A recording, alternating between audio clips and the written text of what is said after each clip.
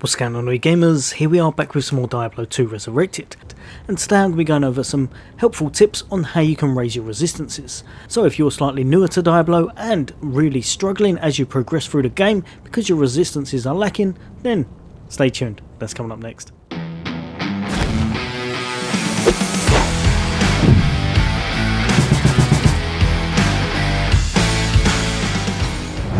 Welcome back, all you guys and girls. As always, for all things gaming, for all things Xbox, then why not hit that subscribe and bell icon.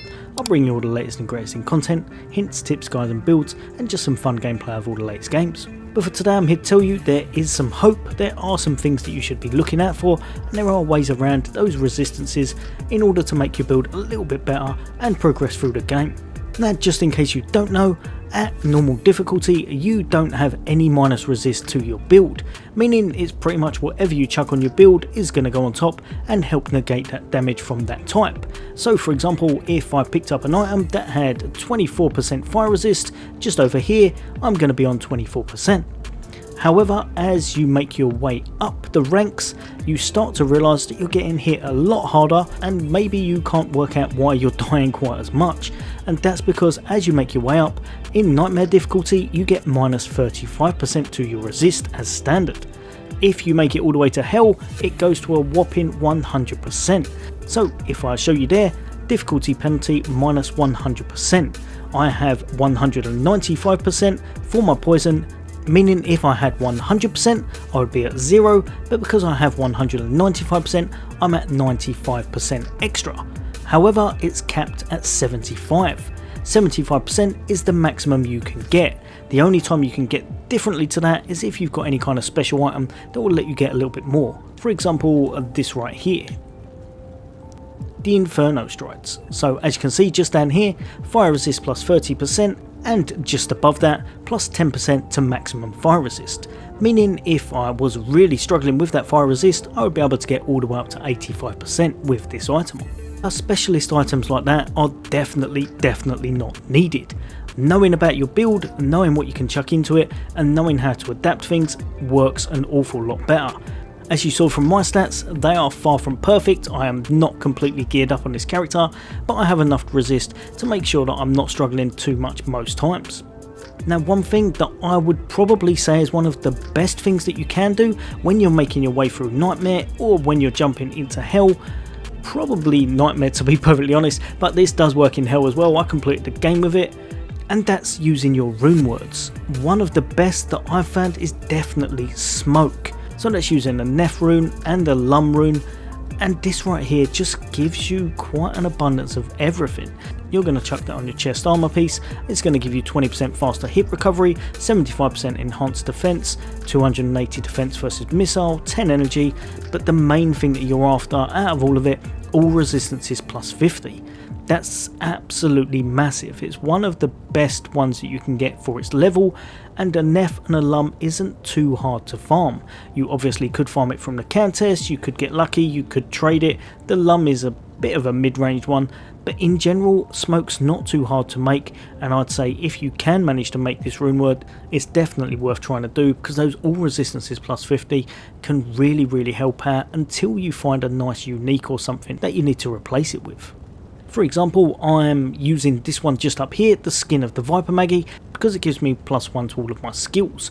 This is a really nice one, but it has rolled really low actually, with a 22 to all resist. As you can see, my character was on that just there. The difference between putting these two on is quite astounding. So if I bop that on and go back to my character, I am very close to maxed out on everything. I may actually be better off using that if I chucked it on something really nice, but I don't want to get rid of the +1 to skills. But Smoke is a very underused rune word that can definitely help you get through Nightmare, and can even get you through Hell if you haven't managed to find anything or create any rune words that you find are stronger. Next up, another one that's really good. It can be a bit of a pain to make, but Spirit. That's a Tau, a Full, an Alt and an Am in your runes. And as you can see, the main thing I'm going to highlight with this is the resist to cold, the resist to lightning, the resist to poison, all at 35%. Also, it's just one of the best all-round shields that you can get, so if you can make this, it's absolutely amazing. You may well need to have a bit of luck on your side though, because you are going to need to find a 4-socketed shield. A lot of people tend to look out for those white monarchs, so if you can, try to grab one of those. If it drops, put it to one side, and then maybe use that Larza quest to create this item. So those are some rune words that you can look out for, but you might not always be able to do those. Sometimes you might not have the runes, like I said, you might not have the monarch, you might be struggling in general with just normal things, or maybe you're a little bit earlier game. Things to look out for are really nice rares. For example, this one right here. That's because this right here is an absolute beast. It gives me plus 20% lightning resist, plus 17 fire resist, and plus 28 poison resist. It also makes the poison length reduced by 25%. Do not count out all of these rares. You don't need uniques in every slot, especially if you're still gearing up, especially if you haven't found any uniques that are any good. Just because it looks shiny doesn't always mean that you should chuck it on.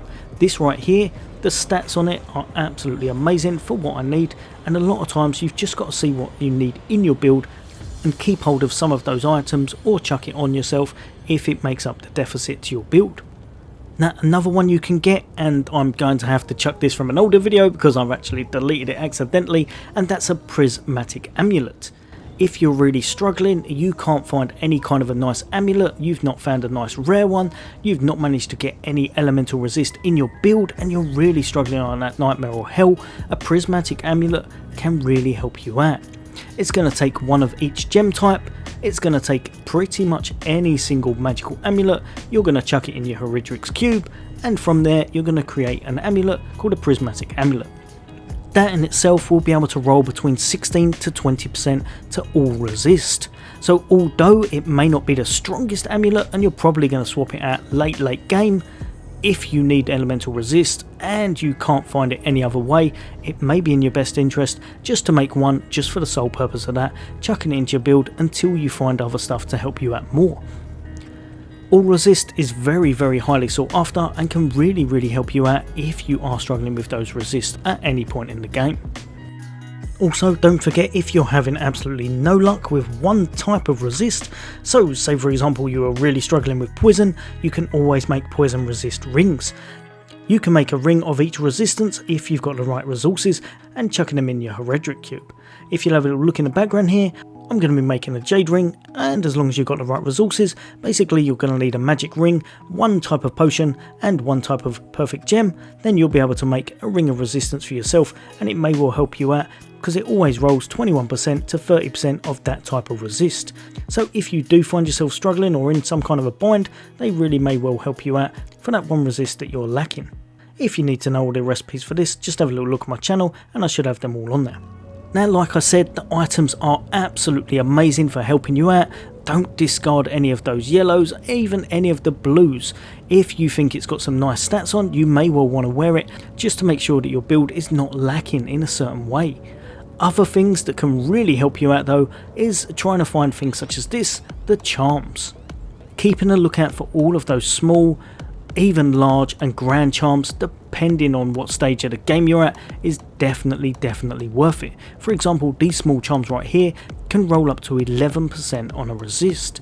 Cold resist plus 11% is absolutely amazing, and a few of those, if I was really struggling with cold, meaning 3 of those stacked up would get me 33% extra cold resist. A lot of times at endgame you're going to be having these grand charms and then probably a couple of these right down the bottom with the small charms all in your inventory up to about halfway anyway, because it will just make your build a little bit stronger. So you may as well get used to using them now and using them to help out your build rather than keeping a completely empty stash and struggling with the actual game. I would say it's definitely better to keep a few of these in your build. For example, this one just here, another cold resist plus 13%, and this one over here plus 9%. As you can see, I was struggling with cold. I've chucked all of these on.